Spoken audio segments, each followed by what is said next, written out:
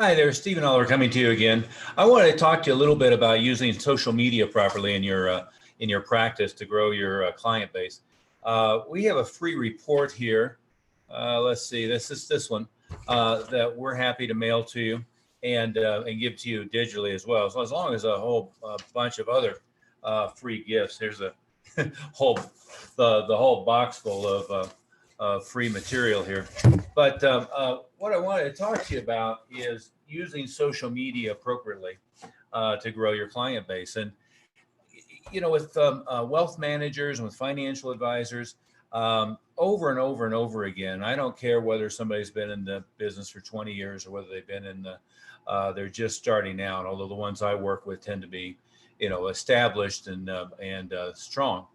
Um, but what I find over and over and over again is that they end up in this, you know, one dialing for dollars, you know, getting really crappy leads and, you know, just picking up the phone, calling.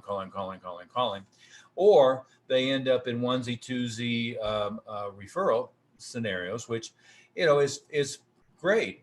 You know, we love referrals. We do a lot to create a variety of different referral systems within your practice. If you have a big staff or a small size staff, either way, they should all be trained in each of the different referral systems that you're going to use. You should have a variety of those. However, is where people think the holy grail is nowadays, and maybe they're right, maybe it's just a pillar, which is my take on it, is social media. And again, I think this free report will give you a little bit of a starting point here.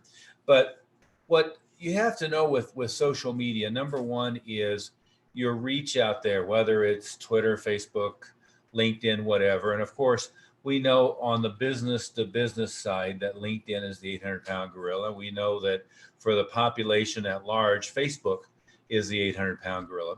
Is utilizing those resources.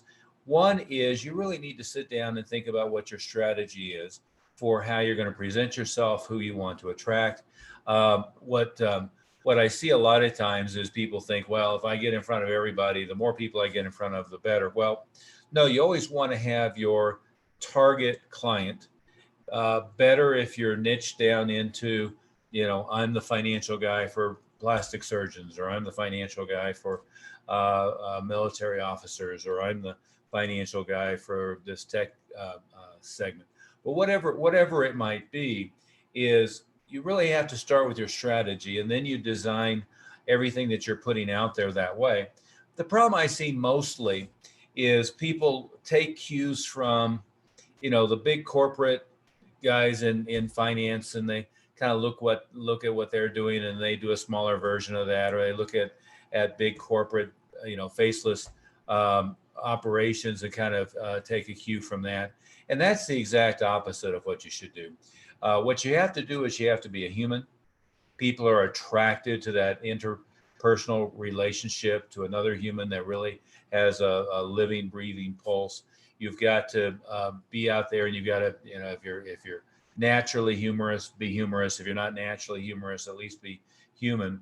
And what works the best is sharing valuable content with clients and prospective clients, at the same time sharing just who you are.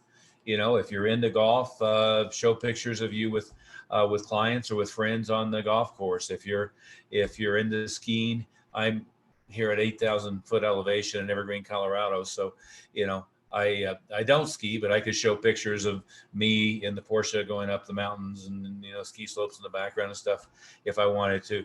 But what you've got to do is be human. You want to share your hobbies, you want to share your interest, you want to share family and kids, and at the same time, you want to be dripping out there valuable content that shows your area of expertise and also emphasizes the niche that you're targeting. What I find is a lot of people get stuck on social media thinking that, oh, I got to create something that's viral. Well, you know, keep working on that, but to find the, you know, the TikTok video or the YouTube video that's going to, you know, be seen 2 million times, especially in what's otherwise I mean, frankly, not as enticing as what you see on online. Is to get that to happen. I mean, frankly, that's highly unlikely. What is likely though is that you can have this constant drip in a few different channels of quality material, of valuable content, and at the same time make sure that you're sharing your personality and you're sharing who you are. Um, what the worst thing to do is create this corporate edifice that you're posting out there, and it's all about substance and it's quality and it's all of this normal buzzwords that everybody uses. You'd be much better suited to go on a rant and to talk glowingly about the trip you just took, to share personal stories about client interactions and so forth.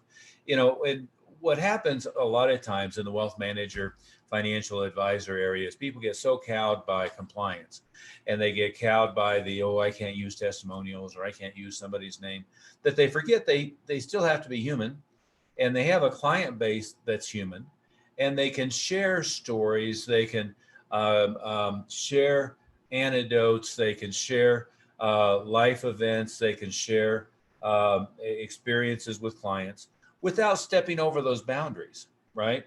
But by having everything be milk toast, have it be generic, is you don't stand out from anybody. They don't build any relationship with you. It's a key in long-term client relations. Is they may come to you with a specific need, looking for somebody to solve it, but they stay with you because they like you and trust you. And you've got to build that relationship, that rapport. You've got to get them, beneath the surface so that they know who you are as a person, that what you present on the outside and what you are on the inside is congruent.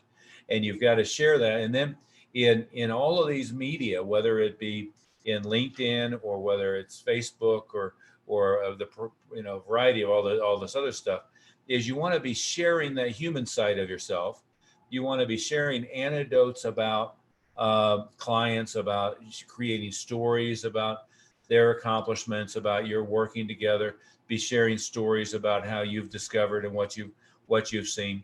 Sharing your opinion on things. Again, don't be so coward by compliance and all those other issues that you aren't human, and that you don't share stories, and you don't talk about client experiences, and that you don't share client interaction stories and so forth. Again, protect privacy and protect, don't do, ridiculous before and after type of things, but you want to be human. You want to put all that stuff together. So, from a social media standpoint, again, I want a free report, and we'll give you a bunch of other free materials. I think there's a link here on the page. It's Advisor Wealth Mastery. But what I would suggest for you to do, and this is true with search engine optimization, it's true with social media, it's true in all the different online media other than just pure paid advertising, is frequency is an important component. You want to be blogging frequency, podcasting frequently. You've got to be, if it's tweeting. I mean, I know, one person who uses Twitter effectively, although I don't know a lot of them who use Twitter effectively. He's tweeting like 100 times a day. So you want to be using it frequently, and you want to be, again, most of it's personal, a lot of it's off the cuff. None of it is just this corporate boilerplate crap that you see otherwise. And again, a lot of you may be a part of a big corporation. Well, from a corporate standpoint, they have their objectives and they have what they're trying to accomplish, but you want to tie into their substance, but at the same time, you're a human. And so you want to avoid the boilerplate. You want to avoid the what would you call it? Looks like you're in prison. The horrible portraits, the staged portraits. You want to have it be, you're human. You're on the ski, the dogs. You're with the kids. You're on a relaxed environment, and then you want to share work pictures, but you want to present them in such a way that you're relatable, not in such a way that it's not relatable. And we think also, I mean, all wealth managers, I do, you do, you know, we want people who are in the top 1%. We want people who are in the top 5%. We want to avoid the bottom 50%. We want people who have assets and certainly who have income so they can continue to build those assets. And what we think is sometimes is the more buttoned down we are, then the more attractive we're going to be to that audience. And I can tell you the opposite is true. So much of what they're seeing from law firms, CPA firms, wealth managers, financial advisors, insurance companies, et cetera, is just so dull and milquetoast and in canned that you've got to put your personality out there, and you've got to be a human being and somebody who's relatable, somebody who, you know, who they would like to sit down and talk with in order to be attractive to that. So anyway, I thought I'd share those few ideas on building a social media presence and bringing in that image of what you're doing overall. But I'll leave it at that for today. Again, I'd welcome you to get our free reports, all the other free material. We're not trying to pitch you anything. We're just giving you a lot of free stuff. What we do is work with top 1% wealth managers and advisors, people who already have an established practice. Maybe they're at 100 million or 200 million or whatever assets under management, who have a going concern, and we help them organize their marketing so that it's sustainable, it's regular, it's consistent. We help them organize their operations, their staff management, put all the pieces together. If you're a successful wealth manager or financial advisor, you already have a lot of those pieces, and obviously you've grown to the point you're at. But then the question is are you killing yourself? Are you working 24/7? And are you achieving your objectives financially for yourself, for your staff, for your where you want the organization to be? And that's what we do. We bring the top people together. We let them network, brainstorm, create mastermind venues. We do coaching personally and in small groups to help people stay on track. What happens so many times is people will work with, it's not like they don't know a bunch of things to do, they're just not getting it done. So to have some level of accountability with somebody working with them every week and looking over their shoulder a little bit and then helping them prioritize, because I'm like you are, I've had it where I have a 52-point to-do list, and we all know you're going to get the top 3 or 4 of those things done if you focus on the top 3 or 4. If you have a 50-piece to-do list, you know, none of it happens. So we help hone in and focus in so you have that organized and prioritized to-do list. Anyway, well, thank you very much, and I will be seeing you next time.